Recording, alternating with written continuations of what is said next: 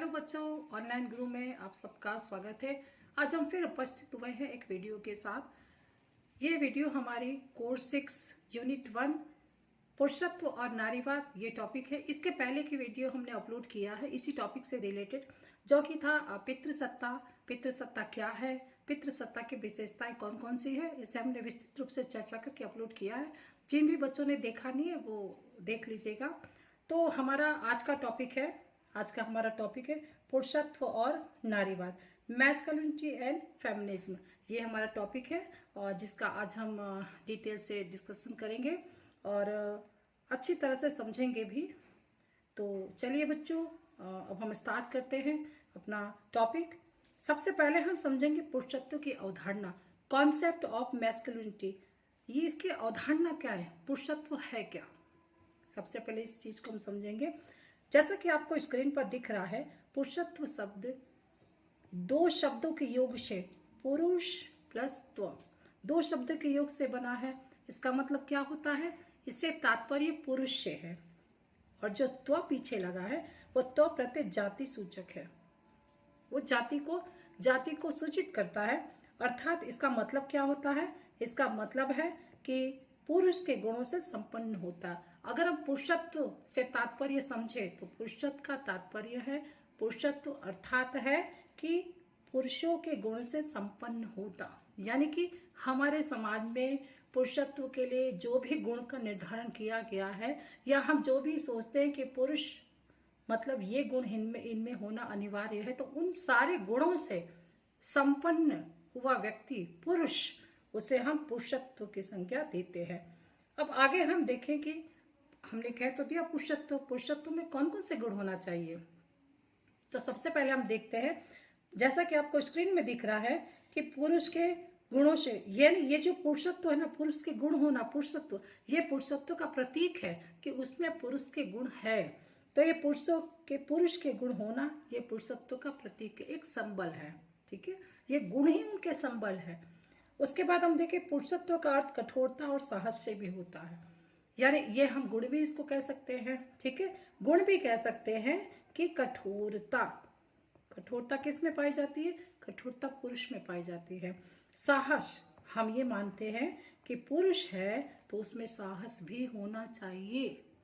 जैसे हम अक्सर आपको क्लास में पढ़ाते हैं, इसमें एक उदाहरण देते हैं ना कि मान लीजिए कि झगड़ा हो रहा है जिसमें महिला लड़ रही है और पुरुष भी बाहर निकला है। अब जो लड़ाई है वो इस स्तर पर आ गई है, मारपीट के स्तर। हालांकि लड़ाई तो गलत बातें करना, लेकिन बस फॉर एग्जाम्पल, तो लड़ाई की बात आ गई है। तो वहां पर पुरुष ने क्या किया, पुरुष दौड़ करके गया और घर में दरवाजा बंद कर दिया। तो आप इमेजिन करिए, क्या ये पुरुष के गुण है।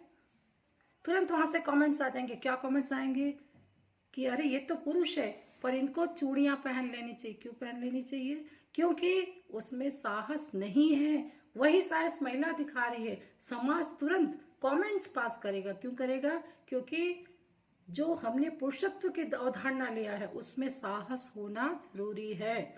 तो यहाँ पर साहस का गुण, कठोरता, जैसे कि घर में कोई भी ऐसे हृदय विदारक घटना हो जाती है तो महिलाएं बहुत तेज रोती है, लेकिन पुरुष, ऐसा नहीं कि पुरुष को दर्द नहीं होता है, पुरुष को भी दर्द होता है, लेकिन वो अपने उस दर्द को हृदय में छिपा लेता है। क्यों, क्योंकि समाज में कहा गया है कि पुरुष को कठोर होना चाहिए, तो उस कठोरता के कारण वो अपने आंसू तक को छिपा लेता है। तो ये कठोरता, साहस, ये क्या है, ये पुरुषत्व के गुण है और यही उनका प्रतीक भी है, जो उनको पुरुषत्व की संख्या देता है कि ये पुरुषत्व है।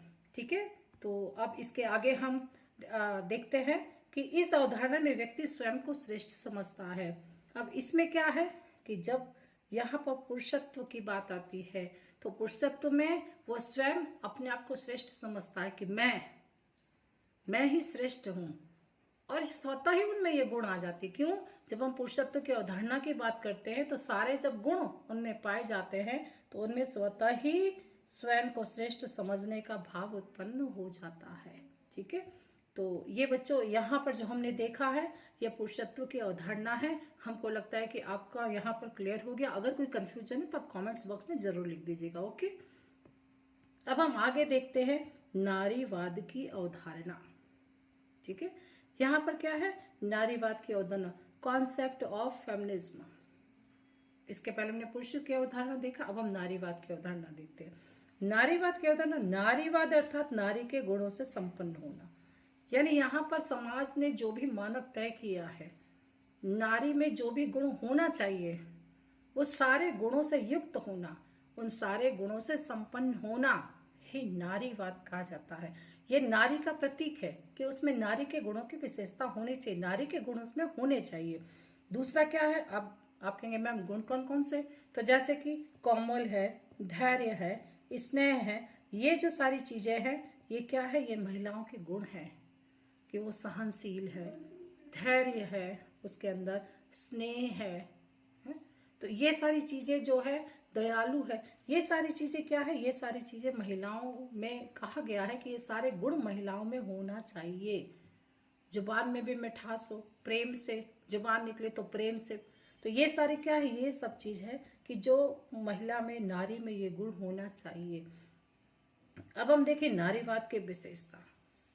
नारीवाद की विशेषता क्या है, सबसे पहली विशेषता अगर हम देखें तो समान अधिकार मिलना। मतलब नारीवाद एक तरह से हम देखें तो बहुत डीप में तो नारीवाद के नहीं जाएंगे, पर हाँ इतना है कि नारीवाद ने अपने अधिकारों के लिए आंदोलन छेड़े थे, जिसमें जो एक था उग्र नारीवाद। उग्र नारीवाद बड़ा ही फेमस हुआ था क्योंकि उग्र नारीवाद के चलते ही महिलाओं को वोट देने का अधिकार, हम कह सकते हैं कि महिलाओं को अपनी पहचान मिली। क्योंकि जब उग्र नारीवाद ने अपना आंदोलन छेड़ा तो उसके बाद सरकार का ध्यान गया कि हाँ महिलाएं भी अपने अधिकार के लिए आंदोलन कर रही हैं, उसके बाद महिलाओं को वोट देने का अधिकार मिला। तो यहाँ पर ये जो नारीवाद है, तो नारीवाद ने एक आंदोलन किया। अब यहाँ पर इनकी विशेषता क्या है, तो नारीवाद कहाँ एक्टिव होती, समान अधिकार मिलना। वो उनका ये पक्ष है कि ऐसा नहीं कि पुरुष को अधिकार, पुरुष और महिला दोनों को इक्वल, एक समान अधिकार मिलना चाहिए। और जहां तक हम अगर आज के परिप्रेक्ष्य में बात करें तो आज के परिप्रेक्ष्य में महिलाओं को अधिकार मिला है, मिल रहा है, मिला है। दूसरा है समान अवसर मिलना। समान अवसर मिलना यानी कि पुरुष के बराबर महिलाओं को भी अवसर मिलना, एक समान अवसर मिलना। उसके बाद है पितृ प्रधान का विरोध करना। अब यहाँ पर पितृ प्रधान का विरोध करने का मतलब अब नेगेटिव वे में नहीं लेंगे, ठीक है। यहाँ पर पितृ प्रधान यानी कि इसके पहले की वीडियो में हमने देखा कि हमारा पूरा समाज पुरुष प्रधान समाज है, ठीक है, पुरुष प्रधान समाज है। तो यहाँ पर पितृ प्रधान का विरोध करना, कहीं ना कहीं महिलाओं की पहचान भी स्थापित करना, इनका अपना एक उद्देश्य है। तो ये आंदोलन शुरू हुआ था, लेकिन आज के तात्पर्य में हम देखें तो बहुत हद तक क्या हमको लगता है इक्वल वे में जो है वो अधिकार मिले हैं। स्त्रियों को स्वनिर्भर होना, उनकी एक और विशेषता थी कि उनके ये भी विचार थे नारीवाद के कि स्त्रियों को स्वनिर्भर, स्त्रियों को सेल्फ डिपेंड होना चाहिए। महिला सशक्तिकरण तो ठीक है, लेकिन महिला सशक्त तभी हो सकती जब वो आत्मनिर्भर होगी। तो हर एक महिलाओं को आत्मनिर्भर होना जरूरी है। परंपरावादी भूमिका में परिवर्तन, परंपरावादी यानी कि पुरानी जो सोच है उसमें परिवर्तन होना चाहिए, और बहुत हद तक उसमें परिवर्तन हुआ भी है। आज हमको लगता है कि बीएड में जितने भी एडमिशन हुए हैं उसमें मोस्ट बॉयज से ज्यादा तो गर्ल्स ही का एडमिशन है, और क्लास में पूरी गर्ल्स ही बॉयज से ज्यादा दिखाई देती है। इसका मतलब जो पहले था ना कि महिलाएं या फिर घर की बहू है ये नहीं घर के बाहर जाके पढ़ सकती है, तो आज उनका ही दाखिला हो रहा है, वो भी प्राइवेट स्कूल में। तो ये क्या बता रहा है, ये कहीं ना कहीं परंपरावादी भूमिका में परिवर्तन होना बताता। फिर लैंगिक स्वतंत्रता होना। देखिए स्वतंत्रता और स्वच्छंदता दोनों में बहुत अंतर है। स्वच्छंदता सही नहीं है, स्वतंत्रता सही है, लेकिन स्वतंत्रता भी अपने दायरे में। तो यहाँ पर क्या है, लैंगिक स्वतंत्रता यानी कि ये पुरुष है तो ज्यादा स्वतंत्रता मिले, ये महिला है तो कम मिले, यानी इक्वल का भाव होना जरूरी है। तो यहाँ पर महिलाओं का स्वतंत्र, तो ये जो था, ये जो हमने देखा है, ये नारीवाद की विशेषता है। ठीक है बच्चों, आज के लिए इतना। इसके आगे का वीडियो हम नेक्स्ट उसमें डालेंगे, और अगर कोई कंफ्यूजन है, क्वेश्चन है तो आप कमेंट बॉक्स में जरूर लिखिएगा। ओके, थैंक यू बच्चों।